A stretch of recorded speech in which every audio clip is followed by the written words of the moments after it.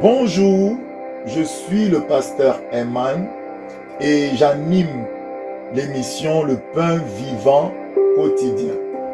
Cette émission est née d'un désir profond qui brûlait dans mon cœur de voir les enfants de Dieu, les enfants du Seigneur Jésus-Christ être enseignés, équipés et qui puissent grandir jusqu'à la stature parfaite de Christ. Et donc cette émission est diffusée tous les jours du lundi au samedi de 7h à 7h30. Sans plus tarder, je vous laisse suivre l'émission. Bonne journée et que Dieu vous bénisse.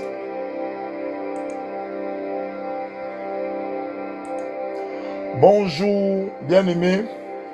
Bienvenue dans notre émission ou dans votre émission Le Pain Vivant Quotidien. Alors aujourd'hui nous allons continuer notre chapitre 6 qui parle de la malédiction et nous allons l'achever aujourd'hui. Et à partir de lundi prochain, nous allons commencer à parler du chapitre 7 qui nous parle de la sorcellerie, l'occultisme ou du vaudou. Alors, avant d'aller plus loin, on va remettre ces moments entre les mains du Seigneur Jésus. Père éternel, Papa, je te bénis pour le souffle de vie que tu m'as donné ce matin. Je te loue, Seigneur, de ce que, Papa, tu pourvois au pain quotidien de chaque matin, Seigneur. C'est toi qui nous nourris par ta parole puissante. Je te demande, Seigneur, que ta grâce puisse travailler, Seigneur, dans les vies, dans les cœurs, dans le nom puissant de Jésus. J'ai ainsi prié. Amen. Donc, bien-aimés, sans plus tarder, nous allons commencer. Hier, nous avons vu que la troisième catégorie d'esprits qui peuvent maudire, j'ai dit la première, c'était les anges et Dieu. Maintenant, dans l'Ancien Testament, il y avait une malédiction que Paul nous a révélé que cette malédiction a été ôtée par la mort de Jésus à la croix, car il est écrit dans Galates 3, « Maudit soit celui qui est pendu au bois ». Et il nous a racheté, Paul rajoute, il nous a racheté de la malédiction de la loi. Donc ça, c'est fait. Je vous ai montré que la deuxième catégorie d'esprits qui peuvent maudire, ce sont les esprits humains, que ce soit les chrétiens comme les païens. Si un païen te maudit avec une cause, car la Bible dit que la malédiction sans cause n'a point d'effet. Mais s'il y a une cause, si le païen te maudit, même si tu es enfant de Dieu, cette malédiction va s'attacher à toi. À moins que tu te répandes et que tu restitues. Par exemple, tu es chrétien et puis tu as menti, tu as volé, tu as fait quelque chose, on t'a amené au tribunal, tu as témoigné, tu as fait un faux témoignage. Et le païen est allé en prison à cause de ton faux témoignage. S'il te maudit, bien-aimé, que tu sois chrétien, cette malédiction risque d'arriver sur toi, à moins que tu te répandes et que tu dis le tort. Tu dis non, j'avais menti à tel endroit. Donc, c'est des choses que nous devons comprendre. J'ai dit que dans cette deuxième catégorie, plus de 50% des situations qui nous arrivent viennent de nos propres bouches. Donc, ma vie est le résultat de mes pensées et des paroles que je proclame. Ce que je suis capable de faire par le Saint-Esprit est le résultat des pensées que le Saint-Esprit a pu renouveler en moi et des paroles, à la manière que je tiens la parole de Dieu dans ma bouche et je la mets en pratique aussi dans ma vie. C'est ce qu'on a dit. Et maintenant, on est en train de voir la dernière catégorie d'esprit qui est le monde des ténèbres. Cette catégorie-là, on a dit que elle agissait fortement par la sorcellerie. Donc, pour attaquer, pour détruire les hommes, elle comptait terriblement sur la sorcellerie. Et hier, j'ai pris Daniel 6, où j'ai parlé de comment le roi pensait à élever Daniel dans son royaume. Et là, les démons ont dit non. Ils ont mobilisé leurs agents parce que Daniel était plus intelligent que les chefs et les satrapes. Autrement dit que les sorciers qui étaient autour du roi. Parce qu'il faut savoir que ceux qui entouraient le roi étaient des personnes qui pratiquaient la magie. En ce temps-là, le roi Daïrus. Alors, ils ont vu que non, pour que notre sorcellerie prospère, il faut on met une loi qui interdit aux gens d'avoir une communion avec Dieu. C'était ça le but de la loi. Et ils ont dit pendant 30 jours. Et je vous ai dit que Satan n'a que besoin de 30 jours d'inactivité spirituelle dans ta vie. Quand je parle d'une activité spirituelle ici, je ne parle pas du fait d'aller à l'église ou quoi que ce soit. Je parle du fait de ne pas avoir une communion personnelle avec Dieu. Tu peux aller à l'église, tu peux faire beaucoup de choses pour Dieu. Mais dans le secret, dans ta vie intime, tu n'as pas de relation avec Dieu. En ce moment-là, Satan t'a eu. Parce que la force spirituelle provient de ton intimité avec Dieu. La puissance spirituelle provient de ton intimité avec Dieu. La couverture spirituelle provient de ton intimité avec Dieu. Bien aimé, que personne ne te manque. Aucun pasteur ne pourra te protéger si Dieu lui-même n'a pas mis sa couverture sur toi. Aucune personne ne pourra te protéger si Dieu lui-même n'a pas mis sa couverture sur toi. Voilà pourquoi toi-même tu dois désirer aller vers Dieu. On n'est plus dans l'Ancien Testament où c'était d'abord les sacrificateurs, etc. Non, aujourd'hui le chemin est ouvert, le sang a coulé et Dieu attend tous ses enfants devant le trône de grâce. La Bible dit dans Hébreux 4, approchons-nous donc avec assurance du trône de la grâce. Voilà pourquoi j'insiste, nous devons prier tous les jours. Nous devons méditer la parole tous les jours. Nous devons aller vers Jésus-Christ tous les jours. Nous devons avoir une intimité avec lui. C'est la seule manière d'être protégé. La Bible dit que celui qui repose à l'abri du Tout-Puissant, Somme 91, vous voyez, celui qui fait de l'Éternel son refuge, celui qui fait de l'Éternel son abri. Comment tu vas faire de l'Éternel ton abri si tu n'as pas une intimité avec lui? Comment tu vas faire de l'Éternel ton refuge si tu ne vas pas de tout le temps vers lui? Quand il y a une chaleur et que tu vas aller te couvrir à l'ombre de l'arbre, parce qu'on dit à l'ombre du Tout-Puissant, voilà un arbre. Tu vas aller là-bas demeurer. Là, le soleil ne va pas te frapper parce qu'il y a le feuillage qui te couvre, il y a l'ombre qui te protège. Mais si tu quittes, si tu es loin de l'arbre, comment le soleil va te frapper? Les choses peuvent t'arriver. Donc c'est la même chose. Si tu demeures à l'ombre du Tout-Puissant par la prière, par la méditation et par la mise en pratique de ce que Dieu te dit dans l'intimité, alors en ce moment-là, tu as une réelle couverture spirituelle. Dieu est en train de t'armer, Dieu est en train de t'équiper. Dieu va te revêtir de l'armure du chrétien qui est écrit dans Éphésiens 6. Alléluia, du casque du salut, du bouclier de la justice, bouclier de la foi, la cuirasse de la justice, la ceinture de la vérité, le zèle que dans l'évangile de paix, l'épée de l'esprit de vie. Tout, en fait, tout ce qui est cité dans Éphésiens 6 comme arme spirituelle sera ton partage dans le nom puissant de Jésus. Donc, Daniel, quand on lui a dit ça, qu'il n'a plus le droit de prier pendant 30 jours, il a dit, mon frère, moi je connais votre stratégie, vous voulez amener la lourdeur spirituelle, vous voulez amener la mort spirituelle. Il s'est retiré et il a continué à prier, c'est ce que nous dit la parole de Dieu. Et puis, il y a eu des personnes qui sont entrées à l'heure où il priait. Il priait 3 fois par jour malgré l'interdiction. Il y a des personnes qui sont entrées tumultueusement dans ces temps de prière. Et la Bible nous dit clairement que ces personnes l'ont attrapé et sont allées l'accuser et l'ont jeté dans la fosse aux lions. Mais les lions n'ont pu rien le faire à cause de son intimité avec Dieu. Quels que soient les problèmes qui vont surgir, si tu as déjà eu la connexion avec Dieu, tu vas vaincre la tentation. Si tu as déjà eu la connexion avec Dieu, tu vas vaincre, même si c'est une maladie. Quelle que soit la durée, bien aimé, tu vas vaincre. Même si c'est quoi, tu vas vaincre, tu ne seras pas vaincu. Celui qui se confie en l'Éternel ne sera jamais confus, bien aimé. Donc Dieu est le Dieu qui exauce. Dieu est le Dieu qui délivre. Dieu est le Dieu qui libère. Dieu est le Dieu qui affranchit. Nous devons aller à Dieu jour et nuit dans la prière. Donc c'est ce que j'ai dit hier. Aujourd'hui nous allons continuer. Je vais prendre un deuxième exemple. Quand le monde des ténèbres te réclame, alors tu vas aller te positionner dans Luc 22 à partir du verset 28. Que nous dit la parole de Dieu?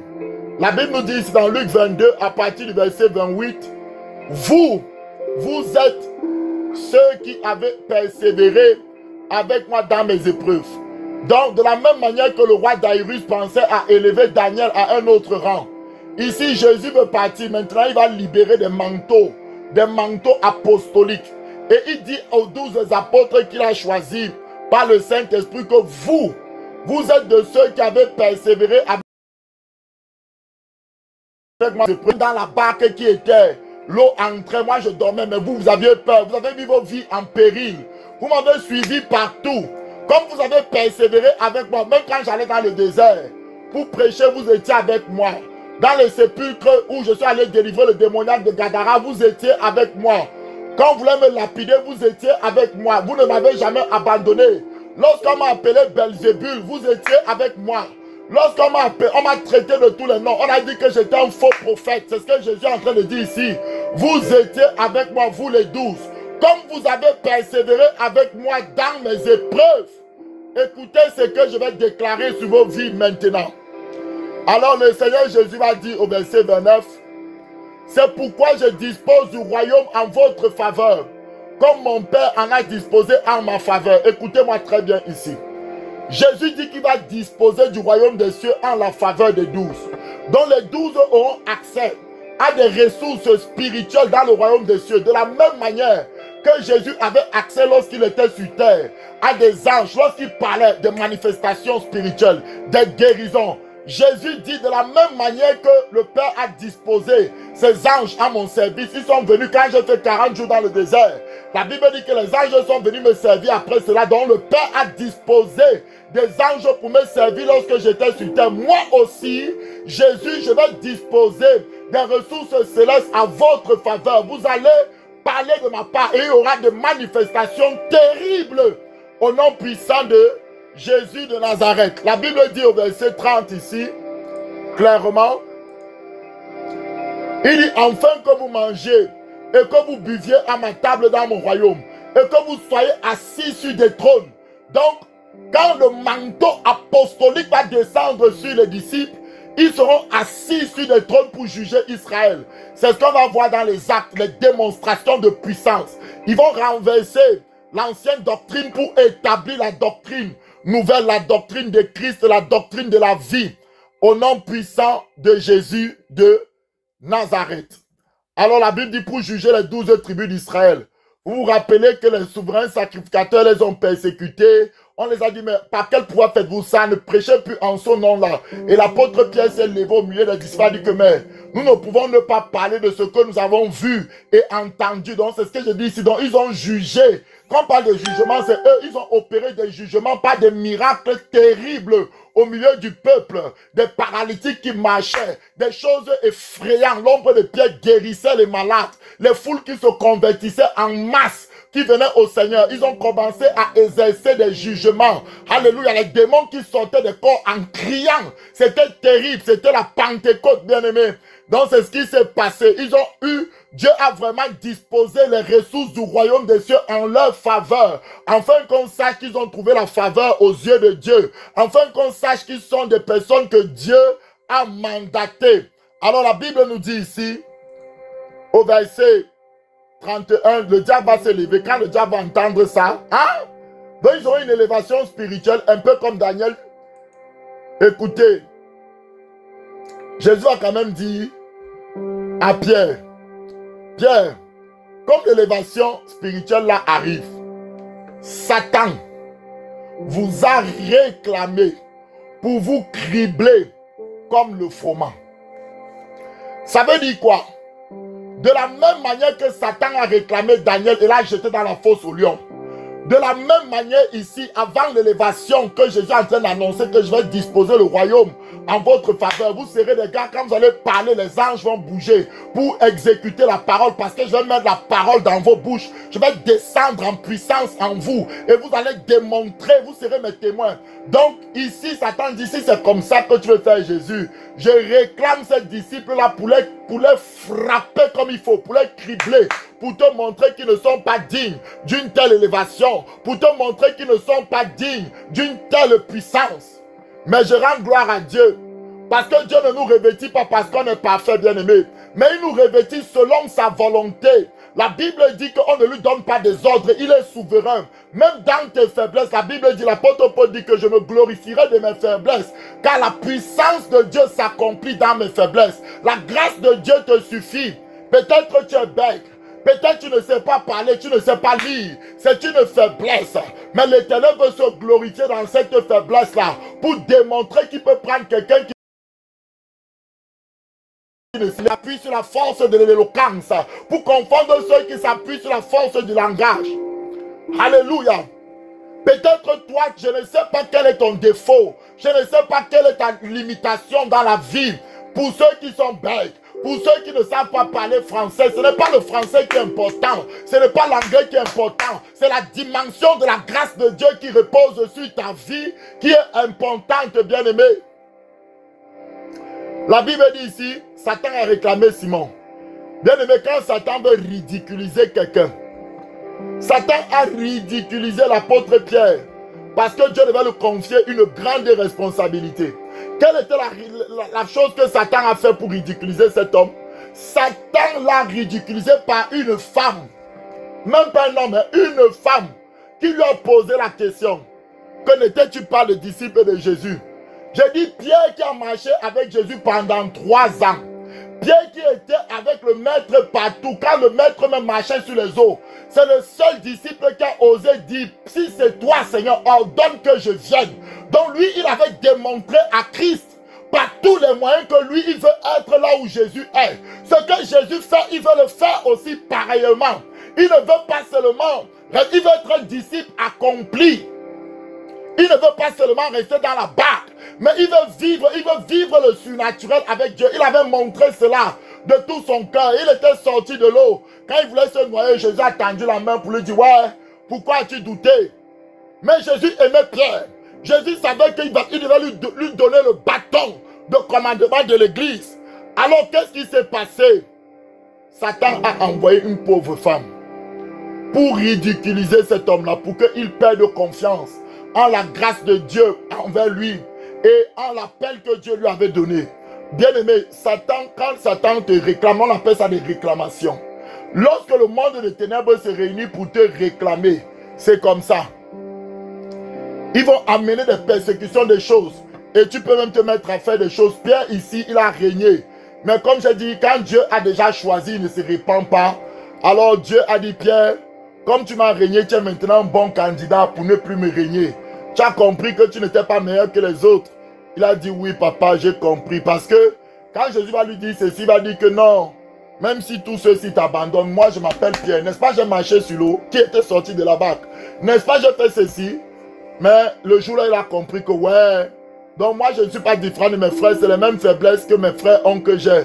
Même pire, une femme m'a fait régner Jésus. Ouais, ouais. Le gars a juré avec des imprécations qu'il ne connaît pas Jésus. Je vous dis la vérité. Donc, bien aimé, ne te crois pas meilleur que les autres. Ne te crois pas supérieur. Reste dans l'humilité et exerce seulement la grâce que Dieu t'a donnée. Et Dieu augmentera le peu qu'il t'a donné. Mais ne méprise jamais les faibles commencements. Parce que Dieu n'est pas obligé de faire avec toi. Il peut choisir même un âne pour parler. Alléluia. Il est le Dieu de gloire. Il est le Dieu de puissance. Il fait ce qu'il veut. Personne ne lui donne des ordres. Il est alpha et oméga. Alors, on va continuer aujourd'hui. Donc, ça c'était le deuxième cas en appui avec Daniel. Voilà comment le monde des ténèbres fonctionne lorsqu'il veut te détruire, lorsqu'il veut te décourager. Maintenant, pour conclure sur les malédictions, dans le Nouveau Testament, je vais vous lire des passages qui nous prouvent que la malédiction sera là jusqu'à dans Apocalypse 22, c'est-à-dire jusqu'à ce qu'on va aller au ciel, il y aura toujours des personnes qui seront sous la malédiction. Alors tu vas lire un texte avec moi d'abord dans Jérémie 48, à partir du verset 10, qui nous dit: maudit celui qui fait l'œuvre de Dieu avec négligence. Jérémie. Seigneur, je te bénis parce que tu es le Dieu de gloire. Tu te positionnes dans Jérémie 48 et tu vas au verset 10. Merci Saint-Esprit pour ta grâce et pour ton amour. La Bible nous dit: maudit soit celui qui fait avec négligence l'œuvre de Dieu, de l'Éternel. Donc bien aimé, même nous dans le Nouveau Testament, il est écrit par Jacques: si quelqu'un sait faire ce qui est bien et il ne le fait pas, c'est un péché. Donc si tu sais faire ce qui est bien, si Dieu t'a donné l'intercession que tu dois prier pour les gens. Toi, tu sais le faire. Et toi, tu ne pries pas. Dans le secret pour l'église, tu ne pries pas. Moi-même, je me parle. Je ne suis pas en train de prêcher à quelqu'un. Je me parle à moi-même. Si nous ne faisons pas l'œuvre de Dieu avec sérieux, alors on sera maudit d'après cette phrase. Et on va aller dans Matthieu 25, qui nous parle de quelque chose qui va arriver dans la suite des temps, concernant les chrétiens, qui ne font pas l'œuvre de Dieu comme Dieu le voudrait. Matthieu 25, et moi-même, cette parole, à chaque fois que je lis, ça m'interpelle. Je ne suis pas en train de dire que je suis meilleur, bien aimé. Moi-même, je me bats pour sauver mon âme. La Bible dit clairement qu'après avoir prêché, de peur d'être rejeté par le Seigneur. Matthieu 25, verset 41 me dit quoi? Ensuite, ici on parle de la fin des temps où Jésus, lorsqu'il reviendra, il va juger les nations. Il va mettre à sa droite les brebis et à sa gauche les boucs. Et les brebis seront bénis, ils vont aller dans le royaume des cieux. C'est ce qui s'est lié au verset 40. Maintenant, verset 41, il va s'adresser aux boucs, à ceux qui étaient à sa gauche. Écoute, papa, ça peut t'arriver, ça peut m'arriver. Craignons, pendant que nous avons encore le souffle de vie, de faire ce qui plaît vraiment à Dieu. Verset 41. Ensuite, il dira à ceux qui seront à sa gauche, retirez-vous de moi, maudit. Vous voyez le mot maudit? Donc voilà des personnes qui étaient dans la nouvelle alliance. C'était des chrétiens. Je vais vous montrer que c'était des chrétiens ici. Mais ils étaient sous la malédiction, malgré que Jésus est mort pour eux. Allez dans le feu éternel qui a été préparé pour le diable et pour ses anges. On va aller au verset 42. Pour ceux qui pensent qu'il n'y a pas de malédiction dans la nouvelle alliance, alors comment expliquer ça? Parce qu'il y aura des chrétiens que Dieu va appeler maudits. Car j'ai eu faim et vous n'avez pas donné à manger. Vous voyez, donc c'était des chrétiens qui connaissaient qu'il faut aider. Jésus a dit dans les béatitudes de Matthieu, ne refuse pas celui qui te demande. Quand ta main droite donne, que ta main gauche ne soit pas au courant. D'aider ceux qui sont démunis, les orphelins, les prisonniers. C'est ce qui est écrit ici. Donc moi-même qui suis pasteur, si je ne fais pas ces choses-là, bientôt quand Dieu va revenir, il va simplement me dire maudit. Pourquoi? Parce que un jour Jésus parlait à un pharisien. Le pharisien a dit que mais qui est mon prochain? Tu me demandes d'aimer mon prochain c'est qui? Et Jésus est un gars très puissant. Il avait des enseignements forts. Il a commencé à lui parler du bon samaritain. Il dit qu'il y avait quelqu'un qui était blessé, qui était à terre. Un gars du temple, quelqu'un qui exerçait dans le temple est passé, il a vu, il a évité vite. Quelqu'un qui était sacrificateur, c'est-à-dire peut-être pasteur ou quoi que ce soit, est encore passé, il a vite évité, il a contourné. Il est parti. Maintenant, un samaritain, c'est-à-dire que quelqu'un qui n'était même pas trop avancé dans les choses de Dieu. Quelqu'un peut-être qui avait juste un cœur bon, qui avait accepté Jésus tranquillement. Vous savez que le Samaritain, c'était toujours le Samaritain qui était revenu dire merci à Jésus parmi les 10 lépreux. Donc on voit que le Samaritain, c'est quelqu'un qui est reconnaissant au maître. On voit que le Samaritain, c'est quelqu'un qui dépend du maître. Cette personne est passée, il a fait tout ce qu'il fallait, il a mis le gars sur son âne. Je ne vais pas raconter toute l'histoire, vous connaissez. Et Jésus a dit à ce pharisien, allez et faites de même. Ici, je reviens donc sur le passage. Jésus dit, car j'ai eu faim et vous ne m'avez pas donné à manger. Vous étiez seulement dans les prières et les jeûnes. Mais vous ne vous occupiez pas des gens qui avaient faim. J'ai eu soif et vous ne m'avez pas donné à boire. Donc cette parole me parle à moi. Je ne prêche pas à quelqu'un, je me prêche à moi-même.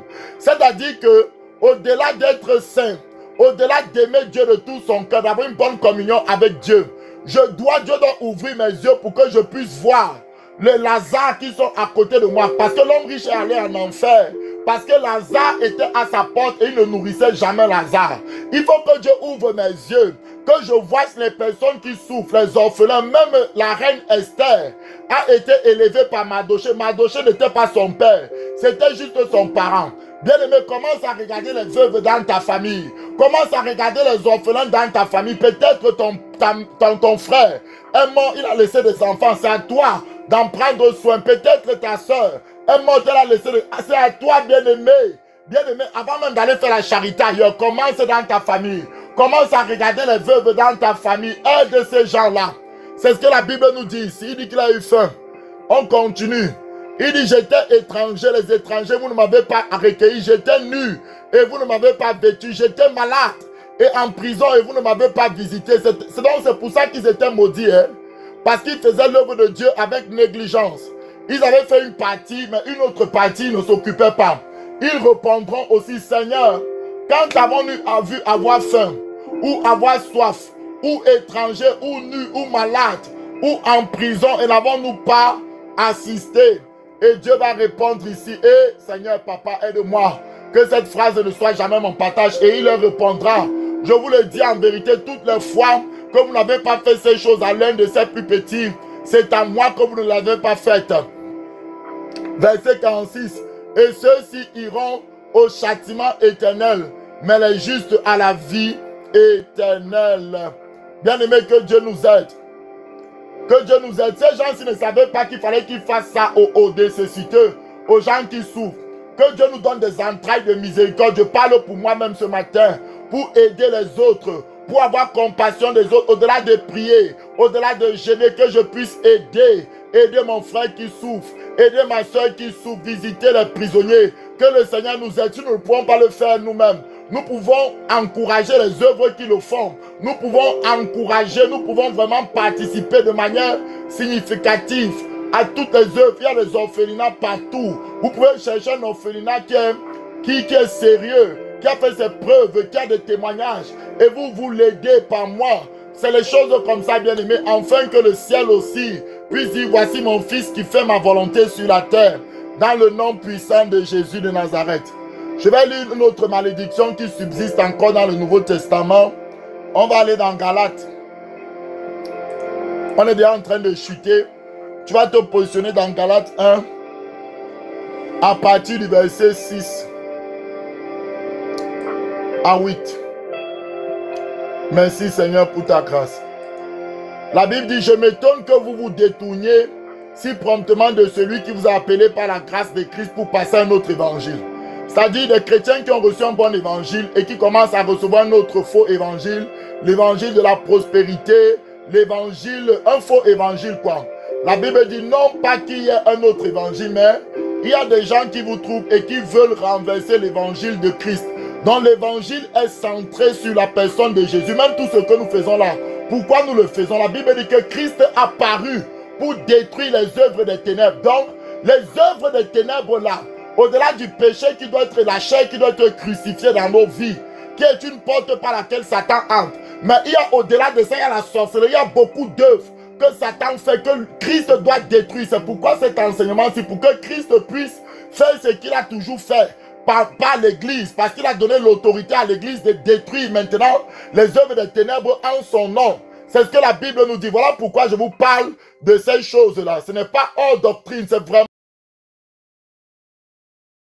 en lieu délivrant ceux qui étaient sous l'emprise du mal. C'est écrit clairement. Il a envoyé ses disciples, il chassait les démons. Donc Jésus est venu pour détruire les œuvres des ténèbres. Il est venu pour ramener les captifs à la liberté. Il est venu nous donner la vie éternelle et la vie en abondance. Alors la Bible dit au verset 8 ici clairement, mais quand nous-mêmes, ou quand un ange, donc si moi-même je vous parle d'un autre Jésus, pas le Jésus qui guérit, pas le Jésus qui délivre, pas le Jésus de la sainteté qui peut prendre un gars qui se masturbait et faire quelqu'un qui ne se masturbe plus, qui peut prendre quelqu'un qui volait et faire quelqu'un qui ne vole plus, qui peut prendre un meurtrier comme Saul de Tarse et en faire un apôtre d'amour, un apôtre qui est doux, bien aimé. Voilà le Jésus que nous prêchons. Il peut nous transformer et il est en train de nous transformer. Ce que j'étais quand je me suis converti il y a quelques années en arrière n'est pas la même chose. Je vois la transformation de jour en jour dans ma vie, dans le nom puissant de Jésus, et je vis la fidélité de Dieu. Tout n'est pas parfait. Je ne cherche même pas à ce que tout soit parfait. Mon Dieu me suffit. Il est ma perfection. Il est ma joie. Il est ma paix. Il est tout ce que j'ai. Dans le nom puissant de Jésus de Nazareth. La Bible dit ici que quand un ange du ciel annoncera un autre évangile que celui, qu'il soit anathème. Anathème veut dire qu'il soit maudit. Alléluia, vous comprenez? Donc, voilà pourquoi ça ne sert à rien de dénoncer sur les pupitres les noms des prédicateurs. Tel prédicateur, c'est un satanique, tout ça, ça ne sert à rien. Il y a une malédiction qui pèse sur eux. Toute personne qui utilise le nom de Jésus a de mauvais desseins. Cette parole-ci qui a été libérée par Paul ne peut pas s'arrêter. Je vous dis la vérité. Cette personne est déjà sous la malédiction. On n'a même pas besoin de le maudire. Au nom puissant de Jésus de Nazareth. Voilà pourquoi il faut prier pour les prédicateurs, prier pour moi, prier pour les pasteurs, que nous ne sortions jamais de la saine doctrine, que nous prêchions toujours la vérité, tant que nous allons prêcher la vérité de l'évangile, la vérité de Christ, et Christ sera avec nous. Et il va témoigner cela par des signes miraculeux. Le premier signe miraculeux, c'est le signe de la repentance, de la sainteté plus. Et les autres signes, c'est les signes de guérison physique, de délivrance des démons qui sortent des corps dans le nom puissant de Jésus de Nazareth. Et les fruits de l'esprit qui sont manifestés. Alors le dernier passage que je vais lire, pour montrer que c'est vraiment quand on sera au ciel que les malédictions vont s'arrêter. Tu vas te positionner dans Apocalypse 22, le dernier livre de la Bible. Le dernier chapitre aussi de la Bible. Apocalypse 22 à partir du verset 1. Écoute ce que dit la parole du Dieu vivant. Et il me montra un fleuve dont on l'a ramené, on l'a montré, c'est à Jean l'apôtre. Un fleuve de vie, limpide comme du cristal qui sortait du trône de Dieu et de l'agneau. Verset 2. Au milieu de la place de la ville et sur les deux bords du fleuve, il y avait un arbre de vie, produisant 12 fois des fruits, rendant son fruit chaque mois, et dont les feuilles servaient à la guérison des nations. Verset 3. La Bible dit il n'y aura plus d'anathème. Vous avez dit que le mot veut dire maudit. Là-bas, c'est ici au verset 3 de Apocalypse 22 qu'on déclare qu'il n'y aura plus d'anathème. Donc à la fin de la fin là, qu'on va entrer dans le royaume des cieux. Il n'y aura plus d'anathème. Il n'y aura plus de malédiction. C'est ce que ça veut dire. Le trône de Dieu et de l'agneau sera dans la ville. Ses serviteurs le serviront. On ne le servira plus par la foi même. On va le voir avec nos yeux. Puisqu'on sera avec le corps glorifié. On sera vraiment dans la consolation. Pour ceux qui auront travaillé pour le Seigneur avec joie, ils auront la récompense de leurs travaux. Et Dieu va leur donner la louange qui leur est due, comme nous dit la parole, dans le nom puissant de Jésus de Nazareth. Donc, bien aimés, nous avons fini pour aujourd'hui. Et avant de se séparer, je veux qu'on prie simplement par rapport à ce que j'ai lu. Je veux qu'on prie pour les bonnes œuvres. Qu'on prie pour les bonnes œuvres. Que Dieu nous donne de faire les bonnes œuvres. Que Dieu nous donne de persévérer dans les bonnes œuvres. Que Dieu nous donne de faire les choses qui le plaisent lui. Non par esprit de compétition. Non par vandalisme, mais avec humilité et simplicité. Sachant que nous ne sommes que des pèlerins, nous sommes passagers. Je suis là aujourd'hui, demain pour entendre que je suis mort. Donc la seule chose qui va rester, la bonne part, comme Dieu avait dit à Marie, c'est cette part qui ne te sera jamais ôtée, c'est ta méditation quotidienne. C'est le fait de chercher Dieu dans le secret. C'est le fait de l'aimer de tout ton cœur. Tu as des défauts, certes, mais Dieu va te transformer. Dieu va te, de gloire en gloire, il va te purifier. Chacun de nous, nous avons des défauts. Alors, élève ta voix, commence à demander à Dieu. Seigneur, donne-moi, papa, d'obéir à ta parole. Donne-moi, papa, de ne pas faire l'œuvre de Dieu avec négligence. Même moi, le premier qui parle. Je t'en supplie, Seigneur, peut-être tu nous as montré des personnes pour qui on devait prier. Mais on n'a pas pris cela au sérieux, c'est de la négligence. Peut-être tu nous as demandé de jeûner et de prier pour certaines choses. On ne l'a pas fait, c'est de la négligence. Tu nous as demandé de soutenir des veuves, des orphelins, Seigneur. On ne l'a pas fait comme il fallait. C'est de la négligence. Seigneur, mon Dieu, on n'a pas prêché la parole de Dieu avec tout notre cœur, avec toute notre force. Car la Bible dit, tu aimeras Dieu de tout ton cœur, de toute ta force et de toutes tes pensées, de toute ton âme. Seigneur, mon Dieu, on a été partagé. On a fait ton œuvre avec nonchalance, avec tiédeur, avec mépris. Nous te demandons pardon dans le nom puissant de Jésus de Nazareth.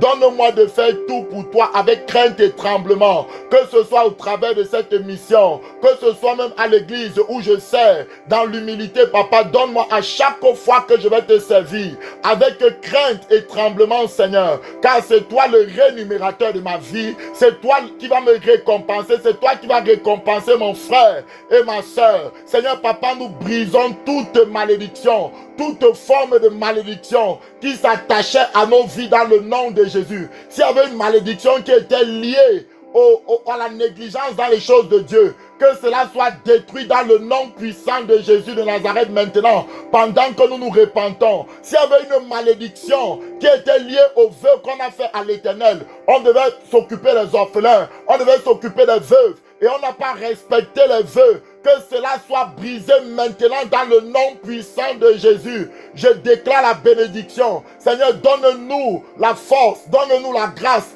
d'accomplir les vœux qu'on fait devant ta sainte face, dans le nom puissant de Jésus. Père éternel, nous te bénissons et nous t'élevons pour tout ce que tu fais dans nos vies. Merci pour ce que tu nous donnes comme nourriture spirituelle chaque jour.